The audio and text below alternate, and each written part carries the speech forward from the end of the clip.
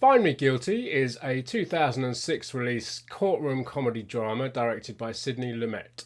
It's based on a real trial that took place in the US in the late 80s. The film opens with Vin Diesel's character, Jackie DiNorscio, who is a gangster, and his cousin, Tony Compagna, comes into his house and shoots him in his bed. Because of that, he's fearful for his life because Jackie survives. He doesn't want to press charges, so Tony assumes that he wants to deal with him himself rather than get him locked up in prison. Tony then goes to the FBI to get protection and decides that he'll rat on all his mob friends to keep himself safe. He's caught in a sort of drug sting and arrested, and he's sentenced to 30 years in prison. The DA tries to cut a deal with him to try and get him to also rat on all his friends, but he refuses, so he goes to trial with, I think it's about 19 or 20 other members of this crime family. I think it's Lucchese crime family, who are based in New Jersey. This is a case that's been building for several years. The district attorney is played by Linus Roach. It's like the trial of his career, basically. He wants to get all these guys behind bars. He's got this star witness in the form of Tony, and he's got plenty of other people. There's undercover cops and other various witnesses and piles of evidence. So this case comes to trial. It goes on for almost 2 years, which is what happened in real life. There's so many defendants and there's so many witnesses and there's so much evidence that it just goes on and on. Jackie, because his lawyer failed to get him off, or at least get him a short sentence for the drug bust, doesn't want to be represented by his lawyer anymore, so he represents himself. That's kind of where the comedy element of the film comes in, where he's a bit of he describes himself to the jury. He says, "I'm not a gangster, I'm a gagster," and tries to make them all laugh, much to the annoyance of the prosecutors and the judge. His legal experience is being in prison, basically. He's been to court many times himself, and behind bars for half his life. That's the extent of his legal experience. But as the case goes on, he kind of gets the hang of it and begins to win the jury over somewhat. There's a great line near the beginning of the film, near the beginning of the court case. The judge says to Jackie, or Vin Diesel's character, "A man who represents himself has a fool for a client." That kind of sums this film up quite perfectly, actually, because I was thinking, it's quite a serious subject matter, so why turn it into a comedy? It is a comedy, there's some funny stuff in there. And I think that's why, and he kind of, like you say, he says it himself, "I'm not a gangster, I'm a gagster," and I think that's why you've got this element of comedy going through the film. One reason we're doing this is because... So I can't remember what video this was on, but we did a video a while ago, and I made a crack about... I think we were talking about Vin Diesel, because we've not done a Vin Diesel film on the channel, so I don't know what we were talking on. No, I can't remember. But I made a quip that Vin Diesel had been in a courtroom drama, and you were like, huh? Yeah. You couldn't believe it. I didn't realise. And he's actually... Because obviously Vin Diesel is famous for being an action star. He was in Fast and the Furious, Pitch Black, and films like that. He's not really known as being a kind of... dramatic actor. Yeah, dramatic actor. But he's actually very good in this. No, he is, yeah. He carries the film. He is the star of the film. And he does a fine job with it. And he's very funny. The funny stuff in there is quite clumsy at times, and jokes about this bad back he's got, so he has to have this one chair with him in prison at all times, and he can't lie down on the bed. And there's some quite funny moments with that. He's put on weight for the movie, and he's got this bald cap on, and he's made to look older. Apparently Joe Pesci was originally the one that was kind of thought of for this movie, but I was reading that Jackie DiNorscio himself had seen Fast and the Furious, and he wanted Vin Diesel to play him in this movie. So that's kind of how he got into this film. But in a way, it's kind of nice to have someone different in the film. Yeah. That would have been, Joe Pesci's a bit of an obvious choice, really, wasn't he? I think Vin Diesel does it really well, and it's a typical kind of courtroom drama. I mean, obviously, this film is made by Sidney Lumet, who famously made 12 Angry Men and many, many, many other films in his career. It's no 12 Angry Men, and I wouldn't say this was like a standout Sidney Lumet film, but it's a kind of a good romp through the kind of courtroom procedure, and I think that's what's interesting, because a lot of courtroom dramas I find. They're often obviously a lot of jargon in there, a lot of lawyers being lawyers, and they can be so gripping, courtroom dramas. But for general audiences, it sometimes can be a bit kind of legal terminology and things like that. Whereas because he is not a lawyer and he's defending himself, they're kind of... he's learning how to do it as you go along. So in a way, it's kind of it feels quite, safe in that manner, for someone who's not maybe as into that world as people who are. So for that reason, I think it's quite a nice film to watch. No, I enjoyed it. I mean, as you said, I was surprised when you said that he'd been in a courtroom drama. Yeah, he definitely was the best thing in it. Just the the mob guys that are on trial. There's so many of them that you don't really get to know many of them particularly. I mean, some of them, they may even have one line, if that. And I think that's maybe where it falls down slightly, in that it focuses mostly on Jackie, and the others are sort of sidelined a little bit. They were all on trial, on the same charges, but focuses more on his part in it. They're all sat on these big tables in the middle of the courtroom, and obviously they all have their own lawyers. But as you look, some of them you think, well, I don't know which out of those two is the lawyer and which is the gangster, because you don't really get introduced to all of them. I mean, at the start, when the DA, Linus Roach, is making his sort of opening speech, he mentions some of them by name, and they, there's shots of them, but that's only for maybe 5 or 6 of them. A few minutes later, you've forgotten who they are. It's only really the ones that have their names mentioned constantly that you kind of, okay, that's who that is. So I think a lot of them are kind of underwritten a bit. But then I guess, it is supposed to be Jackie's story rather than theirs. While obviously his part in it, there's not a lot of jargon. A lot of the script was taken from the original transcripts from the court. So some of it is a little bit dry and a little bit jargony when it's not Jackie that's talking.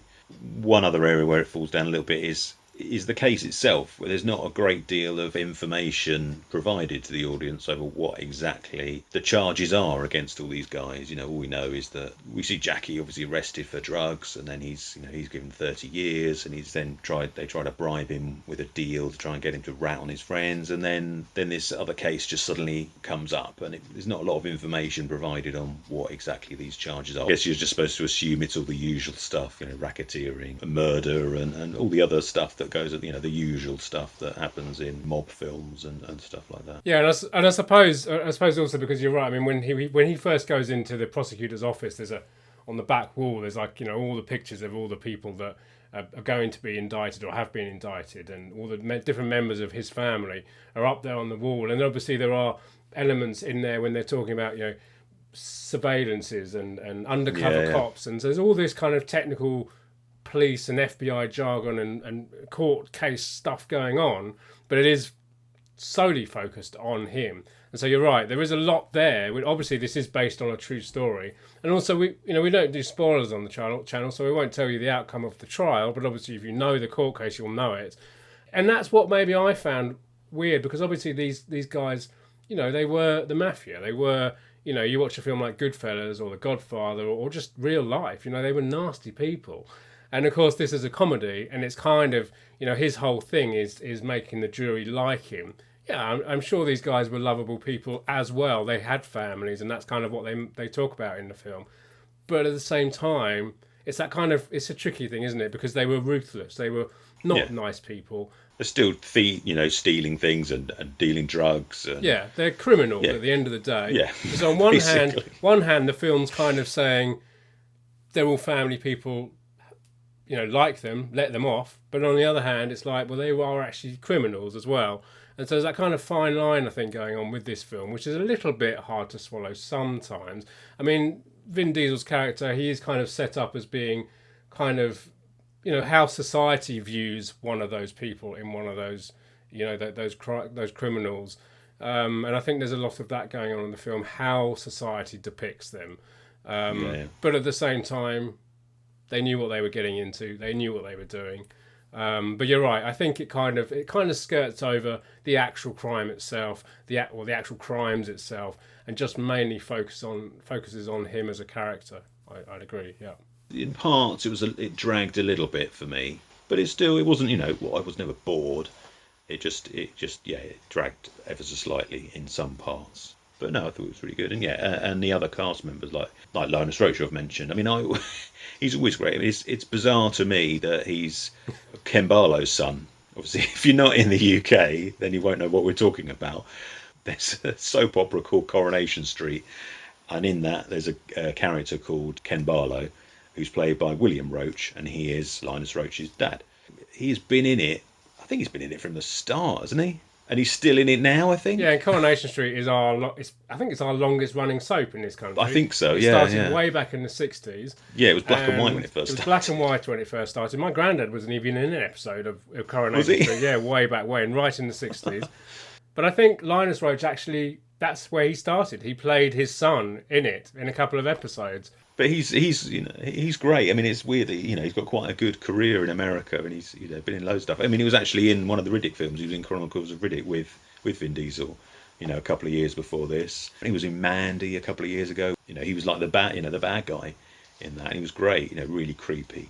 So I really enjoy watching him. I mean, I think his actual character is made up. He wasn't. He's not actually one of the real lawyers. And I think the same goes for Peter Dinklage's character. And again, someone. I mean, thanks to Game of Thrones, everyone knows who he is now. Yeah, he's great in this. I first saw him in Elf. He's hilarious in that film, He's brilliant in that, yeah.